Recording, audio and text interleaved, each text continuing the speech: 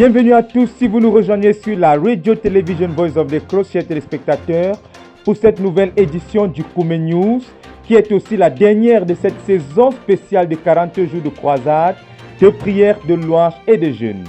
Nous irons une fois de plus avec vous dans les différentes localités et nations où notre œuvre est représentée, non seulement pour vivre la croisade de prières sous d'autres cieux, mais aussi pour vivre les efforts de plusieurs saints, menant différentes activités visant à poursuivre et accomplir rapidement le but de la phase 3 avec, entre autres, la formation des dirigeants par le général Jean de Diowati dans le Grand Nord, la poursuite de la croisade nationale d'évangélisation avec le frère Joseph Ngande et son équipe, et finalement le ratissage de la nation ivoirienne par une vague d'évangélistes déterminés à accomplir de toute urgence le but de la phase 3 de ce côté-là de notre œuvre. Restez branchés sur nos antennes. La suite dans un instant. Cette structure imposante, fièrement hissée sur le site du quartier général Ndoumbi, ne constitue qu'une partie de la bibliothèque pour la conquête du monde. Des mois de travaux assidus qui touchent à leur fin, puisqu'on en est à la phase des finitions. Le gros œuvre terminé, une équipe d'une quarantaine de personnes s'active ici pour assurer le crépissage, la pose du plafond, ainsi que les systèmes d'électricité et de plomberie. Le bâtiment compte une salle d'accueil, une salle de stockage de livres, une salle de lecture, le bloc administratif qui compte les bureaux, la salle de conférence et le secrétariat. Le département des enfants, quant à lui, comporte une salle de lecture, une vidéothèque et des bureaux, sans compter les mezzanines, la cuisine et les toilettes qui devraient être aménagées d'ici peu. À quelques centaines de mètres de la bibliothèque se trouvent les dortoirs T1 et T2, véritables bijoux architecturaux achevés. Les travaux de finition effectués ici au cours de l'année ont consisté à couler la dalle, poser les carreaux, creuser des rigoles, apposer la peinture, assurer l'électricité, assurer l'étanchéité et parachever les travaux de plomberie.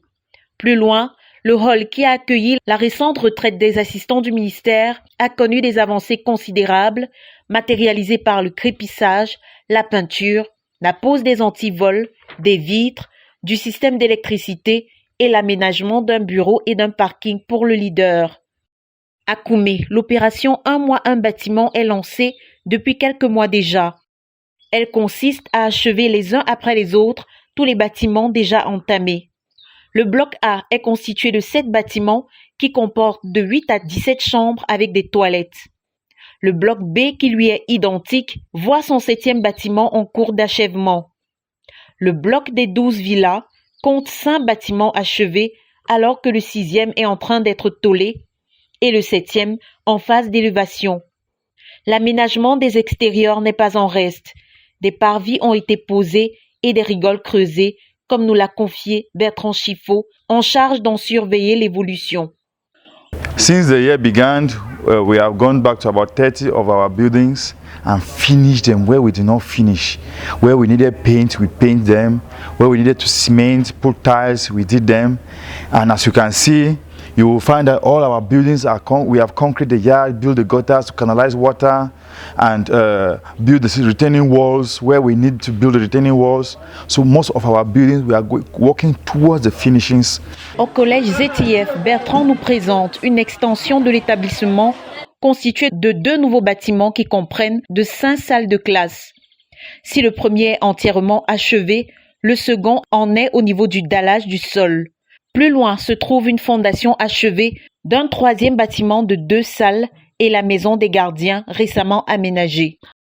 Le centre d'exhibition, quant à lui, prend un nouveau visage à mesure que le frère Mathias Mouted et son équipe s'y attellent pour en faire un espace de choix qui accueillera très prochainement CPH Koumé. Une plateforme a d'ailleurs été aménagée pour déposer les conteneurs attendus. À l'extérieur, les travaux vont bon train. Pavés, rigoles, vérandas et poses de tôle lisse sont en phase de finition. À l'intérieur, les travaux s'accélèrent simultanément, peinture ainsi que pose de carreaux et du plafond. Il faut noter que ce bâtiment d'envergure comprend une salle d'attente, une salle de réception, 16 bureaux, une salle d'exposition, des toilettes et une salle de machines tout apprêté d'une superficie de 225 mètres carrés. So we've done quite a lot, tried to do preparing the place inside for the book, the printing machines for the books, and also preparing the offices and also preparing the exhibition center itself, which is subdivided inside. L'équipe s'affaire dans l'espoir de livrer ce chef-d'œuvre le plus tôt possible. Que toute la gloire revienne au Seigneur. La croisade de prière et de jeûne du ministère se tient également à Kumba, où cette jeune femme a connu la délivrance le 20 novembre dernier. Elle avait été tourmentée par l'ennemi pendant 37 ans depuis sa naissance. Tout ce qu'elle entreprenait échouait au point où elle était paralysée par la peur d'entreprendre quoi que ce soit. De plus, elle souffrait de plaies purulentes qui ne guérissaient jamais. Lors de sa délivrance, le Seigneur a révélé la source de ses souffrances, qui provenait du fait qu'à sa naissance, une proche parente avait récupéré son cordon ombilical et s'en était servie pour l'initier à la vie marine. Après sa délivrance, elle a été libérée du mari de nuit et ses plaies ont commencé à sécher d'elles-mêmes. Que toute la gloire revienne au Seigneur. De Koumé pour la RTVC, Cynthia Siaka.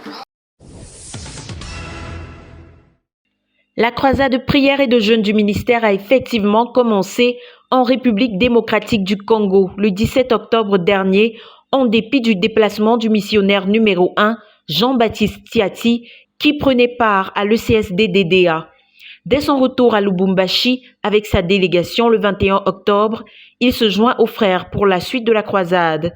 Les différents lieux de prière sont répartis dans la capitale économique et diverses localités de la nation où les frères prient et jeûnent chaque jour selon leur capacité.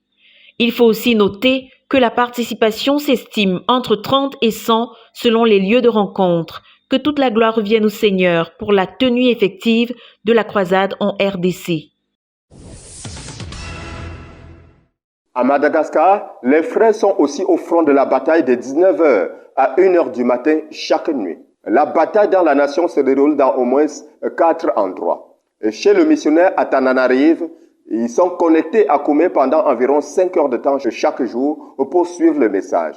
Et qu'ils impriment, le traduisent en langue locale pour l'édification des saints.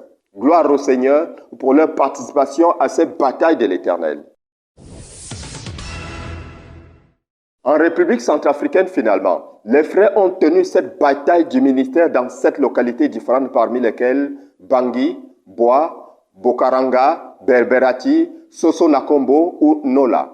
À la capitale Bangui, chaque nuit de prière a été en moyenne de 8 heures de temps, alors que cette durée a varié dans les autres localités. Les différents fronts de la bataille ont été ceux mentionnés dans la lettre du jeûne, en plus des fardeaux locaux tels que l'intercession pour la paix dans la nation, le book ministry et la pénétration des autres localités. Gloire au Seigneur Jésus pour leur participation à ces combats de l'Éternel.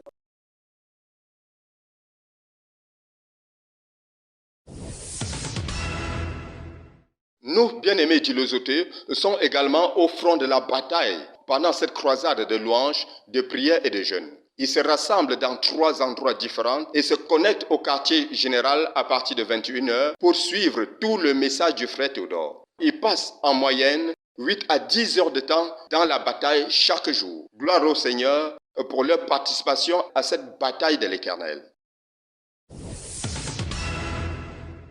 Dans notre œuvre au Mali, les saints à Bamako ont mené bataille durant cette saison de croisade depuis le 17 octobre 2022, priant de 18h à 6h tous les soirs, soit au moins 12 heures de prière en moyenne investies chaque nuit. Au programme, les saints louent le Seigneur de 19h à 20h, suivi de la prière pour l'impact du message du leader, avant de se connecter à Koumé dès 20h pour suivre le message du frère Théodore endossé. Il faut préciser que pendant le message du leader, une autre traduction du message se fait simultanément du côté de Bamako, en langue locale pour les saints qui ne comprennent ni le français ni l'anglais. Et lorsque les saints prient du côté de Koumé en réponse au message, au Mali également, les saints se mettent en rang pour prier. À la suite du message du frère Théodore, les anciens de l'église à Bamako, à tour de rôle, conduisent les frères à prier par rapport à leur but de l'année. De 2h à 6h du matin, l'équipe conduite par la sœur Rose Edogue conduit la prière pour le dirigeant et les dirigeants.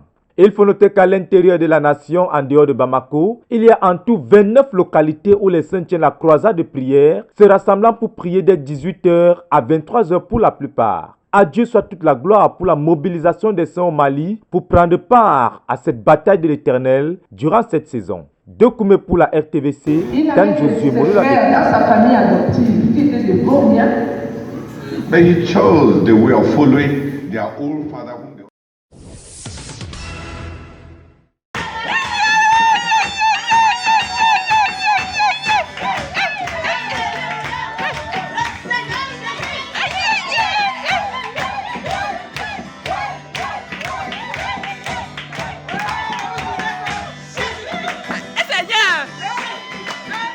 À Toulouse, dans le sud de la France, les saints sont également mobilisés pour la croisade de jeûne et de prière de 40 jours. Enfants, jeunes, adultes se sont engagés dans de courts et longs jeûnes complets et partiels. En ligne chaque jour de lundi à dimanche à partir de 21h à minuit et vendredi en présentiel pour la nuit de prière, les saints se connectent également en ligne pour adorer, louer le Seigneur et prier avant de se connecter au quartier général Koumé pour suivre ensemble les enseignements délivrés par le pasteur Théodore Andossé pour permettre à tous les saints de recevoir tout le fardeau que le Seigneur a déposé sur le cœur de notre leader concernant la grande nation spirituelle que le Seigneur conduit notre communauté à bâtir.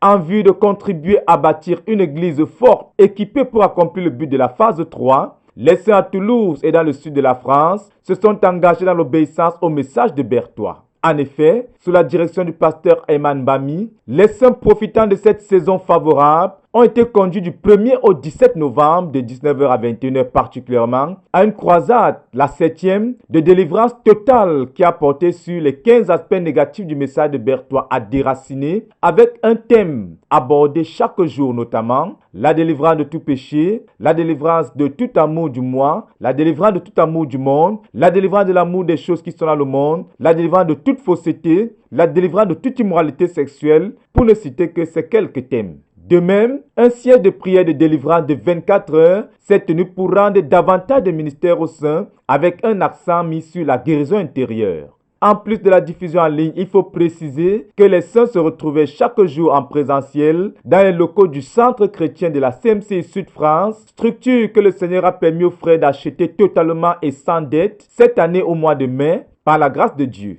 Et la cérémonie de dédicace, on se souvient, a eu lieu en début juillet 2022.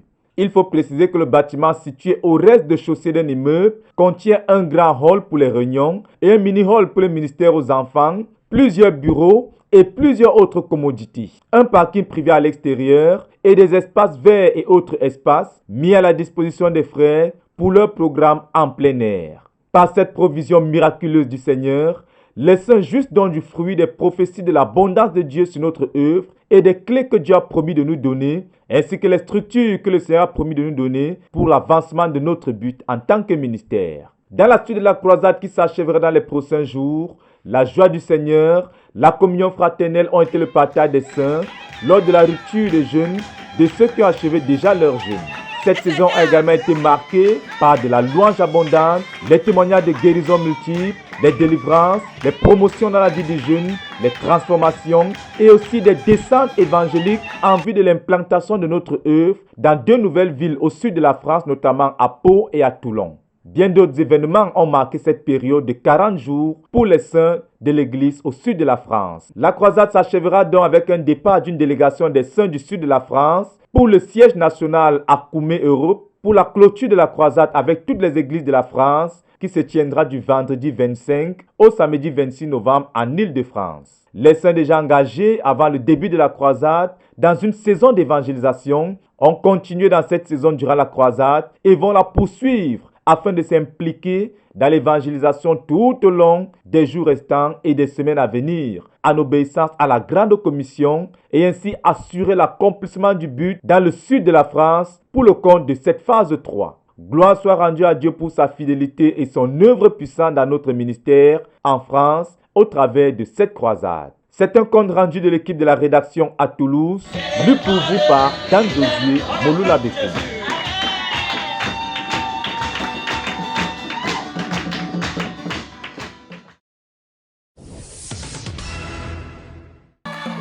Le 15 novembre, le pasteur Jean de Dieu Wachi est accueilli par la localité de Madaïgoum dans le cadre de la suite de sa tournée dans le Mayo, Kani et Danaï. Ici, il a enseigné les frères sur la loyauté, une reprise de l'enseignement du leader à la croisade en cours. Et le ministère de guérison a entraîné plus de 100 guérisons instantanées. Cette même nuit, le pasteur s'est entretenu avec les dirigeants de la tribu Guidigis avant d'enseigner au centre de la localité en après-midi. Il a exhorté 250 participants présents à revenir à Dieu et à faire la paix avec tous les hommes afin qu'à partir de l'unité de cœur produite par la sainteté, ils puissent ensemble accomplir le but. Message auquel les frères ont répondu favorablement avant d'être conduits à prier pour le frère Théodore, pour les autres besoins du ministère et à faire des proclamations sur le Cameroun. C'est après leur avoir rendu le ministère de guérison que le national prend congé d'eux. À midi, le frère Jean de Dieu a laissé derrière lui une église joyeuse et restaurée et prête à la poursuite de la vision. Ceci en réponse à l'appel lancé sur la nécessité d'avoir un cœur pur si l'on veut être en communion avec Dieu et porter des fruits qui demeurent.